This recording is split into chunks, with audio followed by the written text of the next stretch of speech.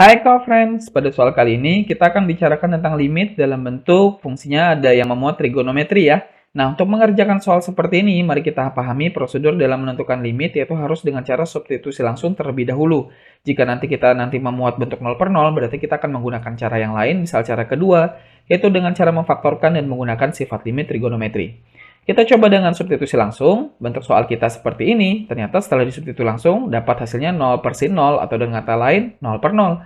Berarti kita akan menggunakan cara yang kedua. Namun sebelum menggunakan cara kedua, mari kita pahami konsep mengenai sifat limit trigonometri, bahwa limit untuk K mendekati 0 dengan fungsinya AK per sin BK itu sama dengan A per B. Kemudian sifat yang keempat itu adalah mengenai sifat limit jika kita kalikan fungsinya dengan suatu konstanta. Nah, limit K mendekati 0 dengan suatu konstanta M dikali FK, itu ternyata M-nya bisa kita taruh luar ya, menjadi M kali limit FK.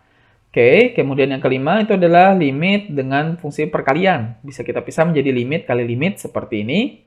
Dan inilah soal yang akan kita kerjakan. Kita faktorkan dulu. Yang bagian atas dapat faktornya 2x min 1 kali x min 2. Sedangkan untuk sinus, bagian bawah penyebut sudutnya saya ubah menjadi 4 kali x min setengah sebagai faktornya ya. Ini biar nanti terarah ke dalam pengerjaan soal.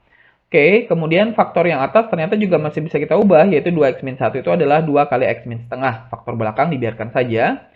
Nah, berarti kita pisahkan sekarang, jadi 2 kali limit x mendekati setengah, x min setengah per sin 4 kali x min setengah, kali limit x mendekati setengah, x min 2. Kita substitusi dulu untuk bagian limit belakang, yaitu limit x mendekati setengah, setengahnya kita substitusi ke bagian x untuk hanya limit bagian belakang ya. Menjadi setengah kurang 2, didapat min 3 per 2, dan hasil perkaliannya itu adalah negatif 3 ya, yaitu dikalikan dengan bilangan yang paling depan.